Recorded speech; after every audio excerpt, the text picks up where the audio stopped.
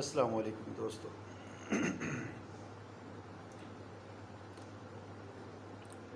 آج ہم بات کریں گے روزے کے حوالے سے، کیونکہ یہ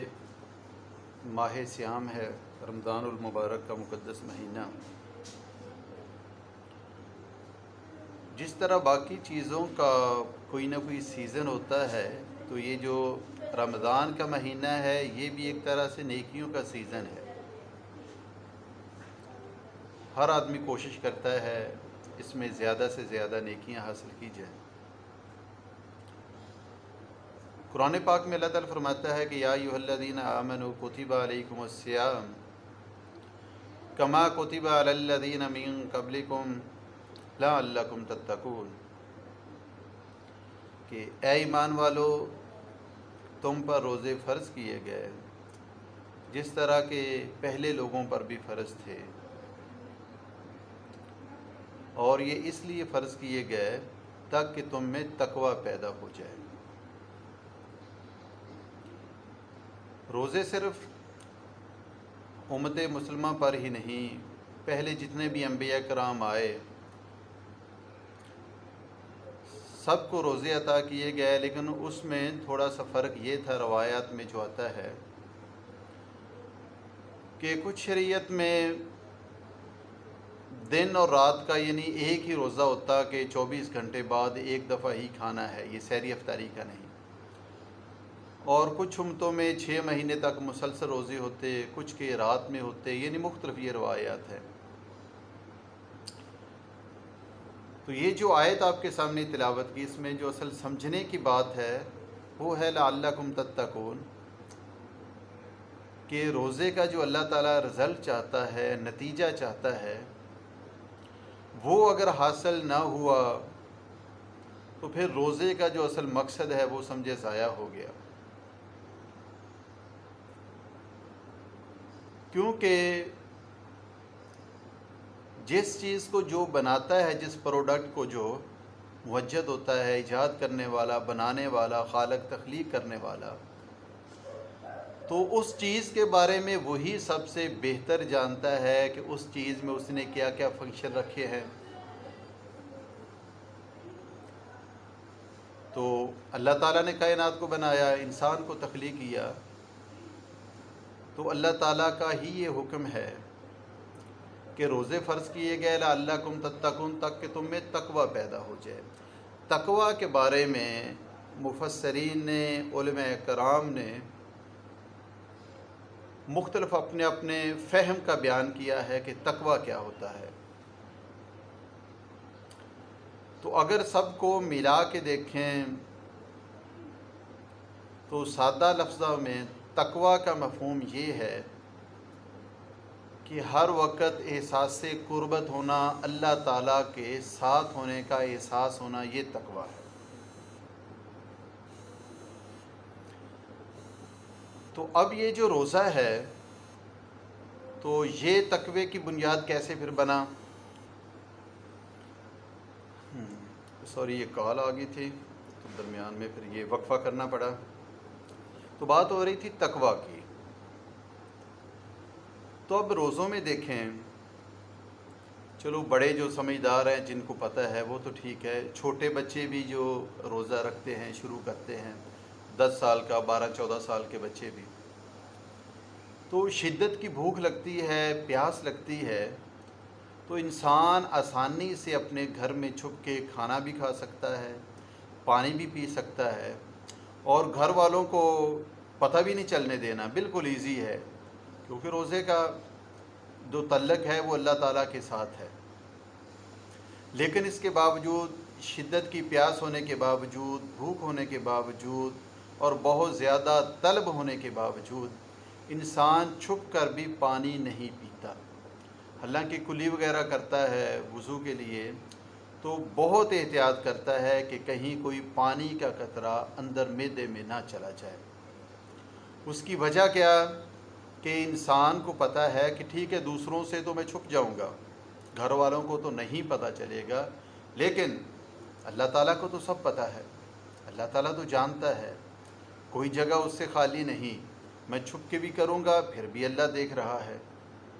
تو یہ جو احساس ہے پورا مہینہ روزے کا جو اللہ تعالیٰ نے مقصد بیان فرمایا، ایک مہینے کی سمجھے ٹریننگ ہے، اور پھر جو 11 مہینے ہیں وہ اگزام امتحان ہے، وہ اس کا رزلٹ ہے کہ ایک مہینہ پوری ٹریننگ ہوتی ہے صرف اس بات کے احساس کے لیے کہ اللہ دیکھ رہا ہے۔ اللہ تعالیٰ فرماتا ہے کہ روزے تم پر اس لیے فرض کیے گئے لعلکم تتقون، تک کہ تم میں یہ احساس یقین پکڑ لے کہ اللہ دیکھ رہا ہے، احساس قربت، اللہ تعالیٰ کے پاس ہونے کا، اللہ تعالیٰ کے قریب ہونے کا احساس، یقین کہ باقی جو 11 مہینے ہیں ان میں بھی اگر تم جھوٹ بولو، جھوٹ بولنے لگو، رشوت دینے لینے لگو، شراب پینے لگو، کوئی حرام کا کام کرنے لگو، جھوٹ بولنے لگو، کام تولنے لگو، کوئی گالی گلوچ دینے لگو، کوئی بھی تم گناہ کرنے لگو، تو اسی وقت تمہیں فوری یہ احساس ہو جائے کہ اللہ دیکھ رہا ہے، اللہ سن رہا ہے، اللہ جان رہا ہے۔ اور جس طرح روزے میں تم کھانے پینے سے رک جاتے ہو، اسی طرح ان گناہوں سے اگر تم رک گئے تو پھر جو روزے کا نتیجہ ہے وہ سمجھو تمہیں مل گیا، روزے کا مقصد تمہیں مل گیا۔ لیکن اگر اللہ تعالیٰ کے پاس ہونے کا احساس نہ رہا، ہر وقت اللہ تعالیٰ کو ساتھ سمجھنے کا یقین نہ رہا، تو پھر روزہ جو ہے سوائے بھوک اور پیاس کے یہ کچھ بھی نہیں، کیونکہ اللہ تعالیٰ نے خود واضح فرما دیا کہ روزے اس لیے فرض کیے گئے ہیں تاکہ تم میں تقویٰ پیدا ہو جائے، اللہ تعالیٰ کے قربت کا، اللہ تعالیٰ کے پاس ہونے کا احساس تم میں یقین پکڑ لے۔ اس لیے یہ 1 ماہ کی ٹریننگ ہے، اور اس کے بعد جو 11 مہینے اس ٹریننگ کا رزلٹ ہے عملی میدان میں کہ ہم کیا کرتے ہیں۔ قرآن پاک بھی اور بھی بے شمار آیات میں اللہ تعالیٰ نے اس کو بالکل واضح فرمایا ہے کہ اگر تم اپنے دل میں بھی کوئی خیال سوچتے ہو تو اللہ تعالیٰ اس کو جانتا ہے۔ ان اللہ علیم بذات الصدور، تمہارے سینوں میں چھپے ہوئے چیزوں کو، تمہارے سینوں میں چھپے ہوئے خیالات کو بھی اللہ تعالیٰ جانتا ہے، وہ علیم ہے۔ اس لیے ہمیں یہ فکر کرنی چاہیے اور اپنے آپ کو دیکھنا چاہیے کہ آیا اس مہینے میں جو ہماری ٹریننگ ہو رہی ہے، اس مہینے میں جو بار بار یہ احساس دلایا جا رہا ہے کہ اللہ دیکھ رہا ہے، اس سے کوئی چیز بھی پوشیدہ نہیں، اس سے ہم چھپ نہیں سکتے، تو کیا باقی کے مہینوں میں ہمیں اس چیز کا احساس رہتا ہے، ہم اس چیز کا خیال کرتے ہیں، ہم اس چیز پہ عمل پیرا ہوتے ہیں، تو پھر تو ہمیں روزے کا مقصد مل گیا، پھر تو ہمارے لیے بہتر ہے اور اللہ تعالیٰ کی خوشخبریاں ہمارے لیے ہیں۔ لیکن باقی دنوں کے علاوہ روزوں میں ہی اگر کھانے پینے سے تو ہم رک گئے کہ اللہ دیکھ رہا ہے، لیکن جھوٹ بولتے رہے، کم تولتے رہے، ذخیرہ اندازی کرتے رہے، گالی گلوچ دیتے رہے، یا دوسروں کا برا چاہتے رہے، برا سوچتے رہے، بدگمانیاں پالتے رہے، تو حقیقت ہے کہ سوائے بھوک اور پیاس کے ہمیں کچھ میسر نہیں، کیونکہ روایت میں بھی آتا ہے کہ کچھ روزے دار ایسے ہیں کہ سوائے اور بھوک اور پیاس کے ان کو کچھ نہیں ملتا، جس طرح کی ایک اور روایت میں کہ صوم لی وانا اجزی بہ، اللہ تعالیٰ نے فرمایا کہ بے شک روزہ میرے لیے ہے، وانا اجزی بہ، اور میں ہی اس کی جزا ہوں،